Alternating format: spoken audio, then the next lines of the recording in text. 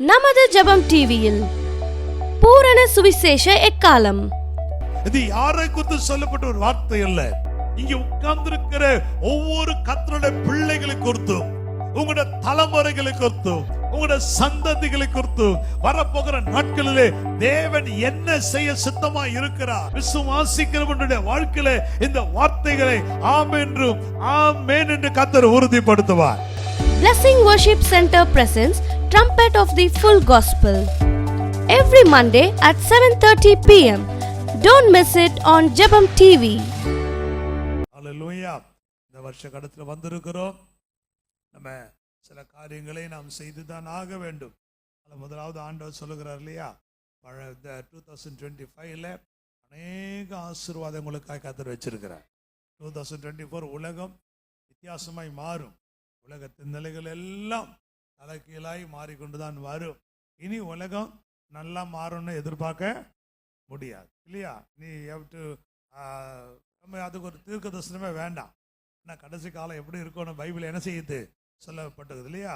கடைசி நாட்களிலே மனிதர் தற்பிரியராயும் பணப்பிரியராயும் வீம்புக்காரராயும் பொருளாசை உடையவராயும் இல்லையா, இப்படி பெரிய லிஸ்டே கொடுத்துட்ட. கடைசி நாட்களிலே என்ன காலம் வரும் தெரியாதா உங்களுக்கு? கடைசி நாட்களிலே அந்த வசனத்தை தெரிஞ்ச இடத்த வாசிங்க. எந்த இடத்துல இருக்கு? 2 தீமோத்தேயு 3ஆம் அதிகாரத்துல பாருங்க. 2 தீமோத்தேயு 3ஆம் அதிகாரத்துல 1ஆம் வசனம் சொல்லுது. 1ஆம் வசனம் சொல்லுது. எல்லாம் எடுத்துக்கொள்ளுங்க சரிங்களா. நான் அன்னைக்கு ரொம்ப அழகா சொன்னாரு. சர்ச்சுக்கு வரும்போது நீங்க பைபிள் எடுத்துன்னு வாங்க.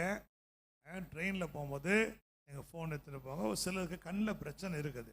அப்படிப்பட்டவங்க நீங்கள் என்ன பண்ணுங்கள், ஃபோன் வச்சு தப்பு இல்லை. ஆனால் அப்படிப்பட்டவங்க கூட நல்ல பெரிய கொட்டை எழுத்தில் என்ன பண்ணுங்கள், பெரிய பைபிள் வாங்குங்க. நல்ல பெரிய பைபிள் வாங்கி வச்சுக்கிட்டா அது ஒரு பெரிய பிளெஸ்ஸிங் தான் இல்லையா. பைபிளை வச்சுக்கிண்டு அப்படியே தெருவில் நம்ம ஸ்டைலாக நடந்து வந்தால் கர்த்தர் பாப்பா என் பிள்ளை பேர் என் வேதத்தை எடுத்துக்கொண்டு எவ்வளோ ஸ்டைலாக நடக்குது. இந்த சின்ன நியூ டெஸ்ட்மென்ட் போல் பைபிளை வச்சுக்கின்னு பேக்கெட்டில் வச்சுக்கலாம் வரக்கூடாது. ஆமென் ஆமென் ஆமென். இந்த வேதம் தான் கர்த்தர் நம்ம கொடுத்துக்க பெரிய பொக்கிஷம். ஹல்லேலூயா. இன்னைக்கு இந்த வேதத்தை சுமந்தீங்கன்னா நாளைக்கு இந்த வேதம் என்ன செய்யும், உங்களை சுமக்கும். பைபிளை சுமக்கிறதுக்கு என்னைக்குமே நீங்கள் என்ன பண்ணாதீங்க, வைக்கப்படாது. சொல்லுங்க. 2 தீமோத்தேயு 3ஆம் அதிகாரத்தில் எல்லாம் சேர்ந்து வாசிங்க. மேலும் கடைசி நாட்களில் கொடிய காலம் வரும் என்று அறிவாயாக. அப்போ இப்போ நம்ம எந்த காலத்தில் வந்திருக்கிறோம்? சத்தமா சொல்லுங்களேன். கடைசி காலம். அப்போ கடைசி காலத்தில் வந்திருக்கிற நமக்கு கர்த்தர் கொண்டு பைபிள் கொடுக்கிற தீர்க்க தரிசனம் என்ன தெரியுமா? இனி வருகிற நாட்கள் என்ன நாட்கள் தான்? சத்தமா சொல்லுங்க.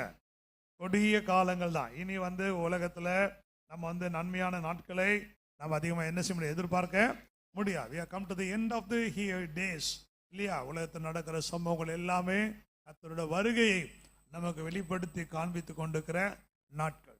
ஆகவே கடைசி நாட்களிலே கொடிய காலங்கள் என்ன செய்யும், வரும் என்று அறிவாயாக. அதை அறிஞ்சுக்கோ. ஃபர்ஸ்ட் ஆஃப் ஆல் அதை தெரிஞ்சுக்க. இனி வருகிற நாட்கள் நீ நமக்கும் இல்லையா உலகத்துக்கு ஒரு சமாதானம் நிறைந்த நாட்கள் அல்ல. எந்த பக்கத்தில் திரும்பினாலும் கொடுமைகளும் கொடிய காரியங்கள் தான் இனி சம்பவிக்க. நாள் ஆக ஆக ஆக தேச உலகத்தில் என்ன உண்டு, கொடிய காலங்கள் நடக்கும். எப்படி இருப்பாங்க மனுஷர்கள்? வாசிங்க.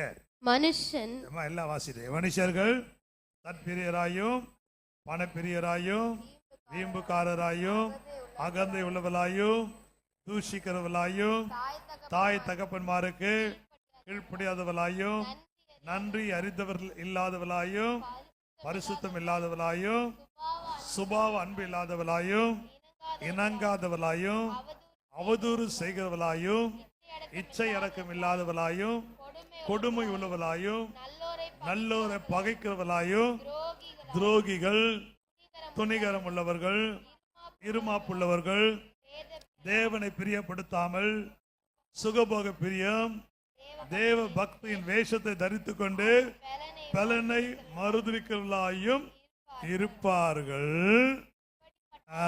அதான் முக்கியம். இப்படிப்பட்டவர்களை விட்டு நீ விலகு. இந்த லிஸ்ட்ல நீங்க வரக்கூடாது. இந்த வாரம் பார்க்கணும், இந்த லிஸ்ட்ல என் பேர் இருக்குதா. இந்த லிஸ்ட்ல கொடியவர்கள் யார்? இந்த லிஸ்ட்ல சொல்லப்பட்ட அனுபவங்கள் உங்கள் வாழ்க்கையில என்னோட வாழ்க்கையில இருந்தால் நமக்கு வேதம் சொல்லுகிறது நாம் கொடியவர்கள், நாம் தேவ ராஜ்யத்துக்கு புறம்பானவர்கள், தேவ ராஜ்யத்துக்கு நாம் அந்நியர்கள். சபைக்குள்ளதான் இருக்கலாம், கர்த்தரை ஆராதிக்க தான் வந்திருக்கலாம். ஆனால் இந்த சொல்லப்பட்ட இந்த அனுபவங்கள் நம்முடைய ஜீவியத்தில் இருக்குமானால் வேதம் நமக்கு கொடுக்கிற பெயர் என்ன பெயர்? நாம் கொடியவர்கள். ஆகவே இந்த டெய்லி இதை வாசிக்கணும். இதை வாசி 2 தீமோத்தேயு 3 அதிகாரத்தில் 1ஆம் வசனத்திலிருந்து அந்த 5ஆம் வசனம் வரைக்கும் வாசிங்க. இப்படிப்பட்ட காரியங்களிலே ஒரு காரியமும் நம்முடைய ஜீவிதத்தில் என்ன செய்யக்கூடாது, வராதபடிக்கு உங்களை நீங்கள் அதிக ஜாக்கிரதையோடு கூட அதிக கவனமாய் உங்களுடைய ஜீவியத்தை நீங்கள் காத்துக்கொள்ளணும். நான் வருவேன் என்று சொன்ன கர்த்தர் அவர் சீக்கிரமாய் வரப்போகிறார். ஆக இப்படிப்பட்டவைகள் நம்முடைய ஜீவியத்திலே காணப்படாமல் இருப்பது மாத்திரமல்ல, இப்படிப்பட்டவர்களை நீ கண்டால் அவர்களை விட்டு என்ன செய்யணும், விலகி விட வேண்டும். இதையும் நீ பார்த்துக்கணும். நம்மளும் அந்த லிஸ்ட்ல வரக்கூடாது, அந்த லிஸ்ட்ல வருகிறவர்களோடு கூட நாம் ஐக்கியப்படவும் கூடாது. ஏனென்றால் இந்த நாட்களிலே நம்முடைய ரட்சிப்பை நிறைவேற நாம் பிரயாசப்படுறது அதிக அவசியம். ஆண்டவர் சொல்லுகிறார், பழைய துருத்தியில புதிய ரசத்தை என்ன செய்ய முடியாது, வார்க்க முடியாது. 2025ல நமக்கு அநேக புதிய ரசங்களை கர்த்தர் வைத்திருக்கிறார். அல்லேலூயா. உங்களுடைய இருதயத்தை களிப்பாக்க, உங்களை மகிழ செய்கிற, உலகத்தில் 1000 பிரச்சனை இருக்கலாம், ஆனா உங்களை குறித்து அவர் சிந்தை உள்ளவராய் இருக்கிறார். ஆமென். You can see a lot of problems. உலகத்தில் நிறைய பிரச்சனைகள் நாளுக்கு நாள் அதிகரிக்கிறதை பார்க்க முடியும். உண்மை உள்ளவர்கள் தேசத்திலே குறைந்து கொண்டே இருப்பார்கள், சபைகளிலும் உண்மை உள்ளவர்கள் இல்லையா? சங்கீதக்காரர் அதான் சொல்றார், உண்மை உள்ளவர்கள் தேசத்திலே குறைந்து கொண்டிருக்கிறார்கள். நீதிமான்களுடைய காரியங்கள் எல்லாம் இன்னைக்கு கேள்விக்குறியாய் மாறுகிறது. அஸ்திபாரங்களும் நிர்மலமாகிறதே, நீதிமான் என்ன செய்வான்? அஸ்திபாரங்கள் எல்லாம் என்ன அசைது. ஒரு காலத்துல விசுவாசத்தில் வைராக்கியமாய் இருந்தவர்கள் இன்னைக்கு விசுவாச துரோகம் செய்து கொண்டிருக்கிறார்கள். ஒரு காலத்துல பரிசுத்தத்திலே உறுதியாய் பிடித்து கொண்டவர்கள் இன்றைக்கு பரிசுத்தத்தை ஒரு பொருட்டாய் எண்ணுகிறது இல்லை. ஒரு காலத்துல கர்த்தருடைய அன்பினால் நிறைந்திருந்தவர்கள் இன்றைக்கு அந்த அன்பிலே குறைந்து நாளுக்கு நாள் குறைந்து கொண்டிருக்கிறார்கள். இப்படியாய் சொல்லிக்கொண்டே போகலாம். சபைகள் நிலைகள் இன்றைக்கு வித்தியாசமாய் போகும்பொழுது கர்த்தர் நம்மை பார்த்து சொல்லுகிற காரியம் இதுதான். அஸ்திபாரங்களும் நிர்மலமாகிற ஒரு காலத்துல வந்திருக்கிறோம். கர்த்தரோட வருகையில 2 காரியங்களை வேதம் சொல்ல. ஒன்று, ஆதியில் கொண்டிருந்த அன்பு குறையும். கடைசி காலத்து அடையாளம் என்ன? பலமுறை சொல்லிக்கிறேன். சபையில காணப்படுகிற 2 அடையாளம். ஒன்று என்ன? அன்பு குறையும். மனுஷகுமாரனுடைய நாட்களிலே என்ன? அன்பு ஜனங்களுக்குள்ளே நாளுக்கு நாள் குறையும். 2வதாக விசுவாசம் குறையும். இது 2ம் சபைகள் இன்றைக்கு பார்க்க முடியும். இன்றைக்கு ஜனங்களுக்குள்ளே கர்த்தர் மேலே ஒரு நம்பிக்கை இல்லை, கர்த்தர் மேலே ஒரு விசுவாசம் இல்லை. இன்றைக்கு சபைகள் மனிதனை நம்பி ஓடுகிறார்கள், பணங்களை நம்பி ஓடுகிறார்கள், சுய பலத்தை நம்பி ஓடுகிறார்கள். ஆனால் கர்த்தரை நம்பி ஓடுகிற கூட்டம் நாளுக்கு நாள் குறைந்து கொண்டிருக்கிறார்கள். இதுவே கர்த்தருடைய வருகைக்கு ஒரு பெரிய அடையாளமாய் இருக்கிறது இல்லையா? அப்போ இவைகள் எல்லாம் காணும் பொழுது நம் ரட்சிப்பு சமீபமா இருக்கிறது என்பதை நீங்க அறிந்து கொள்ள வேண்டும். ஆக உங்களோட துருத்திகளை நீங்கள் புதிதாக்குங்கள். புதிய ரசத்தினால் கர்த்தர் உங்களை நிரப்ப வேண்டும் என்றால் உங்களோட துருத்திகள் புதிதாக்கப்பட வேண்டும். நான் பலமுறை கொடுத்த ஒரு செய்தியை தான் இன்றைக்கு செய்தியாய் அல்ல, மிக சுருக்கமான நிமிடங்களிலே நான் முடிக்கணும்னு விரும்புகிறேன்.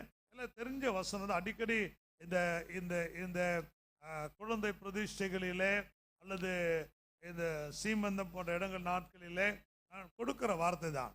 ஆனால் இந்த வருஷ கடைசியில் இந்த வார்த்தை நமக்கு மிகவும் பயனுள்ள வார்த்தையாக இருக்கும் என்று நான் விசுவாசிக்கிறேன். வாசிப்போம். ஏசாயாவின் புஸ்தகம் 8ஆம் அதிகாரம் 18ஆம் வசனம். வாசிங்க. இதோ நானும் கர்த்தர் எனக்கு கொடுத்த பிள்ளைகளும் சியோன் பர்வதத்தில் வாசமாயிருக்கிற சேனைகளின் கர்த்தராலே இஸ்ரவேலில் அடையாளங்களாகவும் அற்புதங்களாகவும் இருக்கிறோம். பாருங்க, நீங்க இந்த வார்த்தையை தயவுசெய்து நல்லா கவனிக்க வேண்டும். நம்மை குறித்து, நம்முடைய குடும்பத்தை குறித்து, 2025 கர்த்தர் என்ன செய்ய விரும்புகிறார்? இதுதான். we don't need any வேதத்தில் சொல்லப்பட்ட வாக்குத்தத்தங்களால் நமக்குரிய ஒரு வாக்குத்தத்தம் தான். ஆமென். பட் நீங்கள் அந்த வாக்குத்தத்தங்களை சுதந்திரித்துக் கொள்ள நீங்கள் கற்றுக்கொள்ள வேண்டும். இங்க ஆண்டவர் சொல்றாரு, உங்களை குறித்து, நம்முடைய சபையை குறித்து, நம்முடைய சபையில் இருக்கிற விசுவாசிகளை குறித்து, உங்களோட குடும்பங்களை குறித்து தேவன் என்ன விரும்புகிறார் என்றால், இதோ நானும் கர்த்தர் கொடுத்த பிள்ளைகளும் இஸ்ரவேலில் யாரா இருக்கணுமா? அடையாளங்களாகவும் அற்புதங்களா இருக்கணும். 2025 உங்களோட குடும்பத்தை தேவன் தேசத்திலே அடையாளப்படுத்த விரும்புகிறார். ஆமே. ஒரு காலம் இருந்தது இல்லையா? ஒரு காலம் இருந்துச்சு. அந்த காலத்துல, இந்த காலத்துல அப்படிதான். என்ன காலம்? இன்னைக்கு அடையாளமாய் சொல்லுகிறதெல்லாம் யார? உலக சினிமா நடிகர்களை, அரசியல்வாதிகளை, இவங்கள தான் உலகம் இன்னைக்கு என்னது அடையாளப்படுத்தப்பட்டு கொண்டிருக்கிறார்கள். ஆனா இதுக்கெல்லாம் ஒரு முடிவு வரப்போகுது. ராமன் சொல்லுங்களேன். அவ்வளோ இது உண்மை. நீங்க நினைக்கலாம் இதெல்லாம் நடக்குமா? நடக்கும். 16ஆம் நூற்றாண்டுல, 17ஆம் நூற்றாண்டிலெல்லாம் இது நடந்தது. இந்த 21ஆம் நூற்றாண்டிலும் கர்த்தர் அதை செய்வார். என்ன செய்ய போகிறா? இன்றைக்கு உலகத்திலே அடையாளம் என்று கருதுகிறவர்கள் எல்லாம் கர்த்தர் மாற்றி அவருடைய சபையை தான் தேசத்தில் கர்த்தர் அடையாளப்படுத்த போகிறார். என்ன வேதம் சொல்கிறது? அவருடைய ஆலயமாகிய பர்வதங்களை பர்வதங்களுக்கு மேல என்ன செய்வாராம்? உயர்த்துவாராம். அப்போ தேவ சித்தம் அவருடைய சபையாகிய அவருடைய ஆலயத்தை தேசத்திலே கர்த்தர் மேன்மைப்படுத்த போகிறார். ஆமென். நாட்கள் வரப்போகிறது. சபைகள் நிலைகள் எல்லா திருச்சபைகளிலும் நிலைகளையும் கர்த்தர் மாற்றுவதை நம்முடைய கண்கள் காணும். ஆமென்.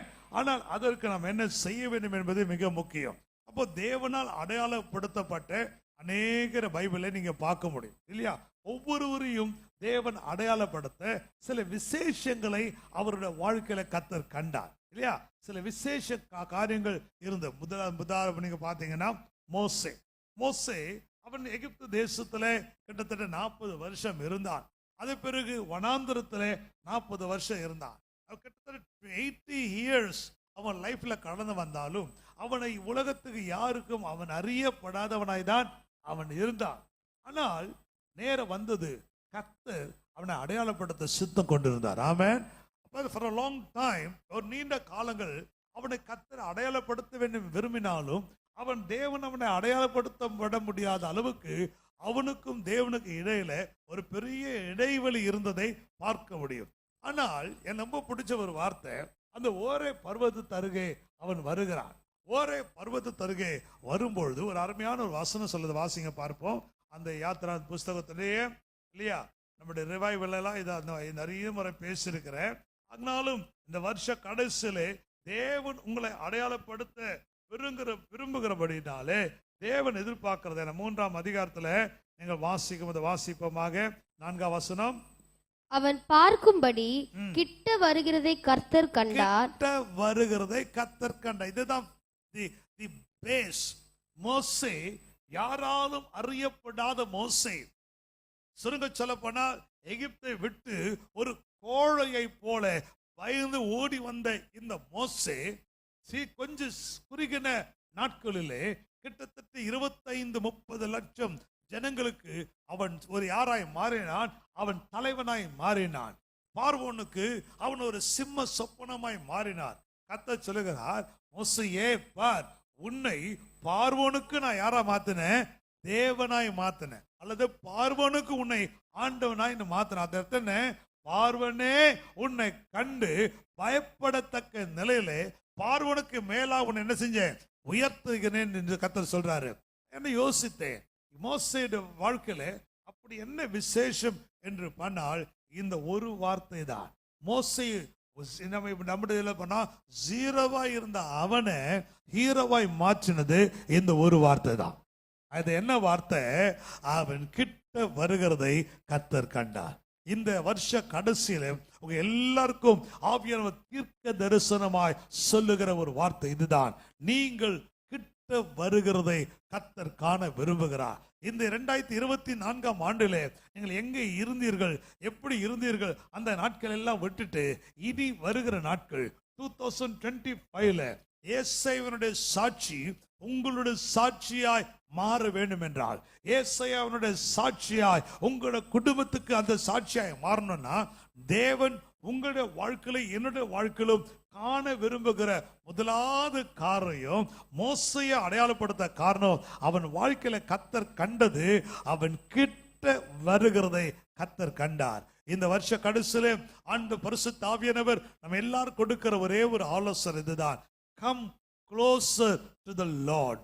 ஆண்டவரோடு கூட இந்த வருஷ கடைசியில நீங்க கிட்ட வர நீங்க பிரயாசப்படுங்க. பிசாசானவன் நீங்கள் அவர்கிட்ட வர முடியாதபடிக்கு அநேக காரியங்களை தடையாய் கொண்டு வருவான். காரணம், நீங்கள் அவரோடு கூட நீங்கள் கிட்டி வருவீர்கள் என்றால், குடும்பமாய் அவரோடு கூட அவருக்கு சமீபமாய் நீங்கள் வருவீர்கள் என்றால், நிச்சயமாக தேவன் உங்களை தேசத்தை அடையாளப்படுத்துவார் என்று அவனுக்கு நல்லா தெரியும். அதனால நீங்கள் அவர்கிட்ட வர முடியாதபடிக்கு there will be a lot of barriers and hurdles. உங்க வாழ்க்கையில் அநேக தடைகளை, பல சூழ்நிலைகளை ஒரு தடையாய் கொண்டு வருவான், பல பிரச்சனைகளை தடையாய் கொண்டு வருவான், பல காரியங்கள் நீங்கள் அவர்கிட்ட நெருங்க முடியாதபடி கொண்டு வருவான். ஆனால் உங்களை வாழ்க்கையில் எடுக்க வேண்டிய தீர்மானம் தான் மிக முக்கியம். அந்த 3ஆம் அதிகாரத்துல நீங்க வாசிக்கும் போது 3ஆம் வசனம் சொல்லுகிறது, மோசே அப்பொழுது மோசே இந்த முட்செடி வெந்து போகாதிருக்கிறது என்ன, நான் கிட்ட போய் that is the decision. அவனோட தீர்மானம் இதுதான். அவனுடைய தீர்மானம் என்ன, நான் கிட்ட போவேன். ஆமென். இந்த வருஷ கடைசியில தாழ்மையா சொல்லுகிறேன், திருச்சபையிலுக்கு நம்ம எல்லாரும் எடுக்க வேண்டிய மிக முக்கியமான தீர்மானம் என்னவென்றால், இந்த வருட கடைசியில நீங்களும் நானும் ஆண்டவரோடு கூட கிட்டி சேருகிற ஒரு நாட்களாய் மாற வேண்டும். ஆமென் சொல்லலாமே. மிக அழகான அவருடைய இருதயத்தினுடைய பரிதவிப்பு, அவருடைய பிள்ளைகள் அவருக்கு சமீபமாக அவருக்கு கிட்ட வர வேண்டும் என்று கர்த்தர் விரும்புகிறார். 2025 தீர்க்க தரிசனமாய் இந்த திருச்சபைக்கு ஆவியானவர் சொல்லுகிறார், 2025ஆம் ஆண்டு உங்களையும் உங்கள் குடும்பத்தையும் தேவன் தேசத்தில் விசேஷமுள்ளவர்களாய் தேவன் அடையாளப்படுத்த விரும்புகிறார். வேதம் சொல்லுகிறது, அந்த வசனத்தை வாசிங்க. ஏசாயாவின் புஸ்தகத்தின் 61ஆம் அதிகாரத்தில் அந்த வசனத்தை நீங்கள் பார்க்கணும். வாசிப்போமாக. ஏசாயாவின் புஸ்தகம் அதனுடைய 61ஆம் அதிகாரத்தினுடைய 9ஆம் வசனத்தை வாசிங்க, பார்ப்போம். அவர்கள் சந்ததியானது ஜாதிகளின் நடுவிலும் அவர்கள் சந்தானமானது ஜனங்களின் நடுவிலும் அறியப்பட்டிருக்கும். எல்லாம் சொல்லுங்க, என்ன பட்டிருக்கும்? அறியப்பட்டிருக்கும். அவர்களை பார்க்கிற யாவரும் அவர்கள் கர்த்தரால் ஆசீர்வாதம் பெற்ற சந்ததி என்று ஒரு ஆமென் சொல்ல வேண்டாமா? இது யாரை குறித்து சொல்லப்பட்ட ஒரு வார்த்தை அல்ல. இங்க உட்கார்ந்திருக்கிற ஒவ்வொரு கர்த்தருடைய பிள்ளைகளை குறித்தும், உங்களுடைய தலைமுறைகளை குறித்தும், உங்களுடைய சந்ததிகளை குறித்தும் வரப்போகிற நாட்களிலே தேவன் என்ன செய்ய சித்தமா இருக்கிறார். இட் இஸ் நாட் இப்போது இருக்கிற நிலைகளிலே உங்களை கர்த்தர் வைக்க விரும்பவில்லை. விசுவாசிக்கிறவனுடைய வாழ்க்கையில இந்த வார்த்தைகளை ஆமென்றும் ஆமென் என்று கர்த்தர் உறுதிப்படுத்துவார். ஒரு ஆமென் சொல்லலாமே. ஹல்லேலூயா. அப்படி என்றால் உங்களை பார்க்கிற யாவரும் இவர்கள் கர்த்தரால் ஆசீர்வாதம் பெற்ற சந்ததி என்று அறிந்து கொள்ள வேண்டும் என்றால், அதுக்கு தான் கர்த்தர் கொடுத்த முதலாவது ஒரு காரியம், நீங்க எனக்கு சமீபமாய் வரணும். அவருக்கு கிட்ட நீங்கள் வர ஆரம்பித்து விட்டால் போதும். அவருக்கு கிட்ட நீங்கள் எல்லா நிலைகளிலும் அவருக்கு கிட்ட நீங்கள் வர வர வர வர பாருங்க, உங்களுடைய வாழ்க்கையின் நிலைகளை கர்த்தர் மாற்றிக்கொண்டே இருப்பார். ஆமென். இரண்டாவதாக, தேவனால் அடையாளப்படுத்தப்பட்ட ஒரு குடும்பம். நிறைய பேரை பார்க்க முடியும். ஆனா கிறிஸ்துமஸ் சீசன் ஆக்கனால 2 குடும்பத்தை உங்கள் முன்பதான் வைக்க விரும்புகிறேன். ஒரு குடும்பம் யார் என்றால், தேவனுடைய மனிதனாகிய சகரியாவும் அவருடைய மனைவியாக எலிசபெத்.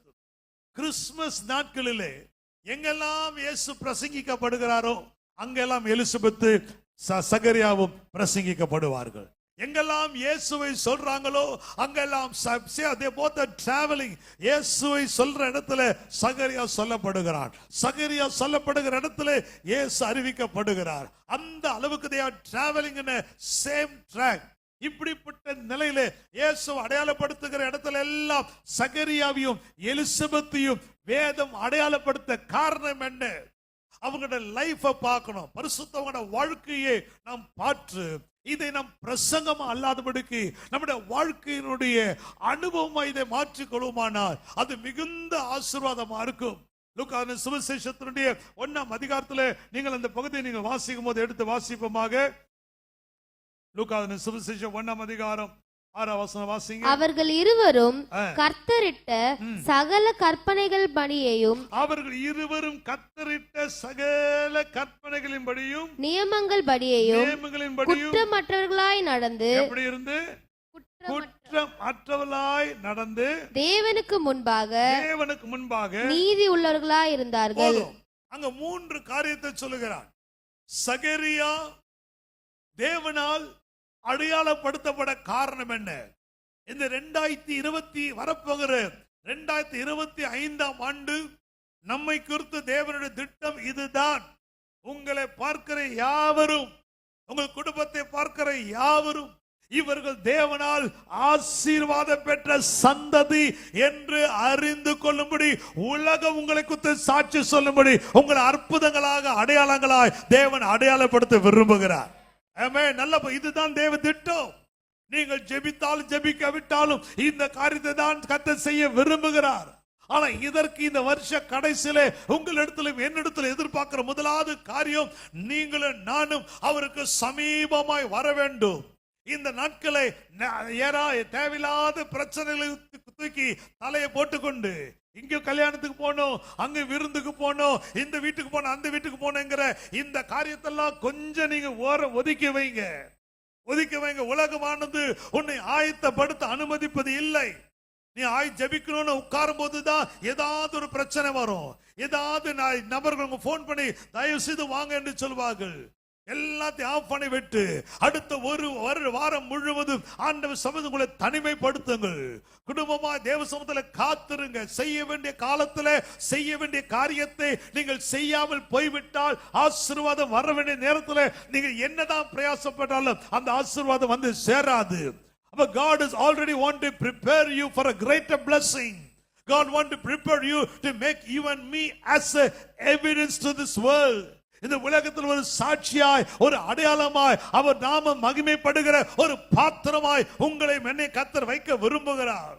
அதற்கு இந்த நாட்களிலே தேவன் எதிர்பார்க்கிறது, இந்த நாட்கள் நேரத்தை ஒதுக்கி ஆண்டவருடைய சமூகத்தில் நல்ல கிட்ட வாங்க. ஆண்டவர் கிட்ட வாங்க.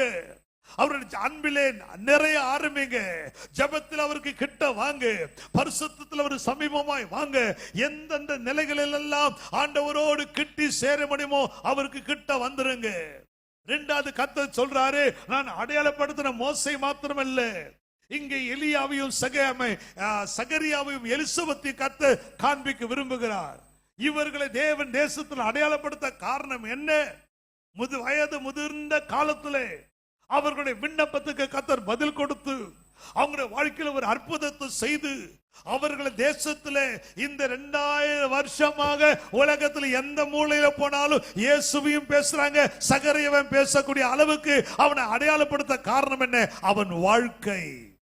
நம்முடைய லைஃப் தான், நம்முடைய வாழ்க்கை முறை, நம்முடைய ஜீவியம் தான் இன்றைக்கு தேசத்தமை அடையாளப்படுத்துவதற்கு மிக முக்கிய காரணமாய் மாறும். அதுல முதலாவது காரியம் சொல்லுகிறது, அவர்கள் இருவரும், எல்லாரும் சொல்லுங்க, சத்தமா சொல்லலாமே. எப்படி ஓரினை மாடு இல்லையா? ஒரு ட்ரெயின் 2 ட்ராக்கும் நல்லா ஒண்ணு போல போனாதான் அந்த ட்ரெயின் டெஸ்டினேஷன் என்ன செய்யும்? அடைய முடியும். அதே போல கணவன் ஒரு மூலைக்கு ஒரு சைட்லயும் மனைவி ஒரு சைட்லயும் போக கூடாது. இந்த வருஷ கடைசியிலே கணவனும் மனைவியும் பிள்ளைகளும் குடும்பமாய் ஒரே ட்ராக்ல டிராவல் பண்ணுங்க.